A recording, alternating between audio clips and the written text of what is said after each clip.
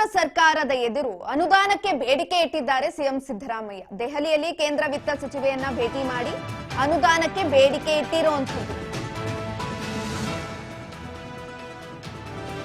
ಕೇಂದ್ರ ಸರ್ಕಾರದ ಎದುರು ಅನುದಾನಕ್ಕೆ ಬೇಡಿಕೆ ಇಟ್ಟಿದ್ದಾರೆ. ಇದೀಗ ದೆಹಲಿಯಲ್ಲಿ ಕೇಂದ್ರ ವಿತ್ತ ಸಚಿವೆಯನ್ನ ಭೇಟಿ ಮಾಡಿ ಅನುದಾನಕ್ಕೆ ಬೇಡಿಕೆಯನ್ನ ಇಟ್ಟಿದ್ದಾರೆ ಸಿಎಂ ಸಿದ್ದರಾಮಯ್ಯ. ನಿರ್ಮಲಾ ಸೀತಾರಾಮನ್ ಭೇಟಿ ಮಾಡಿದ್ದಾರೆ ಸಿಎಂ ಸಿದ್ದರಾಮಯ್ಯ. ಈ ವೇಳೆ ಅನುದಾನಕ್ಕೆ ಬೇಡಿಕೆಯನ್ನ ಇಟ್ಟಿರುವಂತದ್ದು. ಅನುದಾನದ ಕುರಿತಂತೆ ವಿತ್ತ ಸಚಿವೆಗೆ ಸಿದ್ದರಾಮಯ್ಯ ಮನವಿಯನ್ನ ಮಾಡಿಕೊಂಡಿದ್ದಾರೆ. ವಿತ್ತ ಸಚಿವೆ ಭೇಟಿ ವೇಳೆ ಹಣಕಾಸು ವಿಚಾರಗಳ ಬಗ್ಗೆನೂ ಕೂಡ ಚರ್ಚೆಯನ್ನ ಮಾಡಿರುವಂತದ್ದು. ಕೇಂದ್ರ ಸರ್ಕಾರದ ಎದುರು ಅನುದಾನಕ್ಕೆ ಬೇಡಿಕೆಯನ್ನ ಇಟ್ಟಿದ್ದಾರೆ. ವಿತ್ತ ಸಚಿವೆ ನಿರ್ಮಲಾ ಸೀತಾರಾಮನ್ ಅವರನ್ನ ಭೇಟಿ ಮಾಡಿದಂತಹ ಸಂದರ್ಭದಲ್ಲಿ ಸಿಎಂ ಸಿದ್ದರಾಮಯ್ಯ ದೆಹಲಿಯಲ್ಲಿ ಭೇಟಿ ಮಾಡಿದಂತಹ ಸಂದರ್ಭದಲ್ಲಿ ಕೆಲವೊಂದಷ್ಟು ಹಣಕಾಸುಗಳ ಬಗ್ಗೆ ಕೂಡ ಚರ್ಚೆಯನ್ನ ಮಾಡಿದ್ದಾರೆ. ಅದೇ ನಿಟ್ಟಿನಲ್ಲಿ ಅನುದಾನಕ್ಕೆ ಕೂಡ ಬೇಡಿಕೆಯನ್ನ ಇಟ್ಟಿರುವಂತದ್ದು. ಫೈನಾನ್ಸ್ ಮಿನಿಸ್ಟರ್ನ ಭೇಟಿಯಾಗಿದ್ದ. ಯಾಕೆ ಭೇಟಿಯಾಗಿದ್ದೆ ಅಂತ ಒಂದು ವಾರದ ಹಿಂದೆ 16 ಫೈನಾನ್ಸ್ ಕಮಿಷನ್ ಚೇರ್ಮನ್ ಮತ್ತು ಮೆಂಬರ್ಸ್ಗಳನ್ನ ಭೇಟಿ ಮಾಡಿದ್ದೆ. ನಾನು, ಚೀಫ್ ಸೆಕ್ರೆಟರಿ, ಫೈನಾನ್ಸ್ ಇಲಾಖೆಯವರು, ರಾಯರೆಡ್ಡಿ ನಾವೆಲ್ಲರೂ ಕೂಡ ಭೇಟಿ ಮಾಡಿ ಅವರಿಗೆ 2ನೇ ಮೆಮೊರಾಂಡಮ್ ಅನ್ನ ಕೊಟ್ಟು ಅಡಿಷನಲ್ ಮೆಮೊರಾಂಡಮ್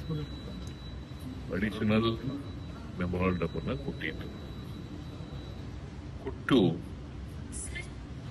ನಮಗೆ 15ನೇ ಹಣಕಾಸಿನಲ್ಲಿ ಬಹಳ ಅನ್ಯಾಯ ಆಗಿದೆ. 14ನೇ ಹಣಕಾಸಿಗಿಂತ 15ನೇ ಹಣಕಾಸಿನಲ್ಲಿ ನಮಗೆ 14ನೇ ಹಣಕಾಸಿನಲ್ಲಿ 4.7% ಹಾರಿಜಾಂಟಲ್ ಆಗಿ ಟ್ಯಾಕ್ಸ್ ಡೆವಲ್ಯೂಷನ್ ಆಗಿತ್ತು. 15ನೇ ಹಣಕಾಸಿನ ಆಯೋಗದಲ್ಲಿ 3.6 ಆಗಿತ್ತು. ದಟ್ ಮೀನ್ಸ್ ಟು ಸೇ 1.1% ಕಡಿಮೆ ಆಗಿದೆ. ಅದರಿಂದ ಸುಮಾರು 23%ಗೂ ಹೆಚ್ಚು ನಮಗೆ ಕಡಿಮೆ ಆಯಿತು. ನಮಗೆ 5 ವರ್ಷದಲ್ಲಿ 80,000 ಕೋಟಿ ರೂಪಾಯಿ ಕಡಿಮೆ ಆಯಿತು. ಟ್ಯಾಕ್ಸ್ ಡೆವಲ್ಯೂಷನ್ ನಲ್ಲಿ 68,000 ಕೋಟಿ ಮತ್ತೆ ಸ್ಪೆಷಲ್ ಗ್ರಾಂಟ್ಸ್ ನಮಗೆ 5,495 ಕೋಟಿ ಟ್ಯಾಕ್ಸ್ ಡೆವಲ್ಯೂಷನ್ ಅಲ್ಲಿ ಅನ್ಯಾಯ ಆಗಿದೆ ಅಂತೇಳಿ ಅದನ್ನು ಸರಿಪಡಿಸಲಿಕ್ಕೋಸ್ಕರ 5,495 ಕೋಟಿ. ಆಮೇಲೆ ಪೆರಿಫೆರಲ್ ರಿಂಗ್ ರೋಡ್ಗೆ 3,000 ಕೋಟಿ. ವಾಟರ್ ಬಾಡೀಸ್ಗೆ ಬೆಂಗಳೂರಿನಲ್ಲಿ ಇರ್ತಕ್ಕಂಥ ಕೆರೆಗಳು, ಸರೋವರಗಳನ್ನ ಅಭಿವೃದ್ಧಿಪಡಿಸಲಿಕ್ಕೆ 3,000 ಕೋಟಿ. ಒಟ್ಟು 11,495. ಒಟ್ಟು 68,000 ಪ್ಲಸ್ 11,495, ಸುಮಾರು 80,000 ಕೋಟಿಯಷ್ಟು ನಮಗೆ ಕಡಿಮೆ ಆಗಿದೆ 5 ವರ್ಷ. 80,000 ಕೋಟಿ ಅಂದ್ರೆ it's not a small amount, it's very big amount ಅಲ್ವಾ? ಅದಕ್ಕೆ ನಮ್ಗೆ ಆತರ ಆಗ್ಬಾರದು, ಅದನ್ನ ಅನ್ಯಾಯ ಆಗ್ಬಾರ್ದು ಅಂತ ನೋಡ್ಕೊಳ್ಳಿ. ಆಮೇಲೆ ಕರ್ನಾಟಕದಲ್ಲಿ ಇರ್ತಕ್ಕಂಥದ್ದು ನಾವು ಟೋಟಲ್ ಪಾಪ್ಯುಲೇಷನ್ ನಲ್ಲಿ 5% ಇದ್ದೀವಿ.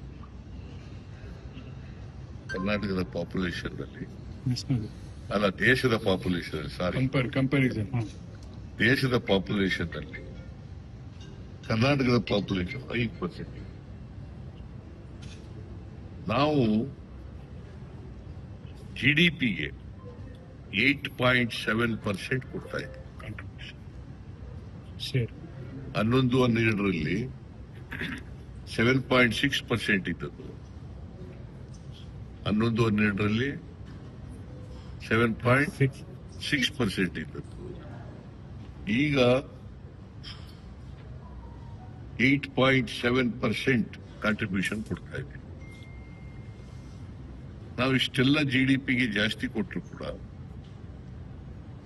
ನಮಗೆ ಆಮೇಲೆ GST ನಲ್ಲಿ we R second in the country. GST ನಲ್ಲಿ we R second in the country. Maharashtra number 1, Karnataka number 2. GDP ನಲ್ಲಿ we are third in the country. GDP ನಲ್ಲಿ GDP ಅಂದ್ರೆ ಗೊತ್ತಲ್ಲ, ಗ್ರಾಸ್ ಡೊಮೆಸ್ಟಿಕ್ ಪ್ರಾಡಕ್ಟ್, ಆಂತರಿಕ ಉತ್ಪನ್ನ. ಆಂತರಿಕ ಉತ್ಪನ್ನದಲ್ಲಿ we are third in the country. GST collection ನಲ್ಲಿ we are 2 in the country. ಅದರಿಂದ ಗ್ರೋತ್ ಅನ್ನ ಗಮನದಲ್ಲಿ ಇಟ್ಟುಕೊಂಡು ಮಾಡಿ. ಯಾವ ರಾಜ್ಯ ಹೆಚ್ಚು ಬೆಳವಣಿಗೆಗೆ ಆರ್ಥಿಕ ಬೆಳವಣಿಗೆಗೆ ಕಾಂಟ್ರಿಬ್ಯೂಟ್ ಮಾಡ್ತದೆ, ಅದನ್ನು ಗಮನದಲ್ಲಿ ಇಟ್ಟುಕೊಳ್ಳಿ. ಆಮೇಲೆ ಈ ಪರ್ ಕ್ಯಾಪಿಟ ಇನ್ಕಮ್ ಇದೆಯಲ್ಲ, ಅದನ್ನು 45% ಮಾಡಿಬಿಟ್ಟಿದ್ದೀರಿ, ಅದನ್ನು 20% ಮಾಡಿ. ಪರ್ ಕ್ಯಾಪಿಟ ಇನ್ಕಮ್ ಅದನ್ನ ಒಂದು ಗಣನೆಗೆ ತಗೊಂಡಿರ್ತಕ್ಕಂಥ ಮಾನದಂಡ ಇದೆಯಲ್ಲ, ಆ ಮಾನದಂಡನ 20%, 60%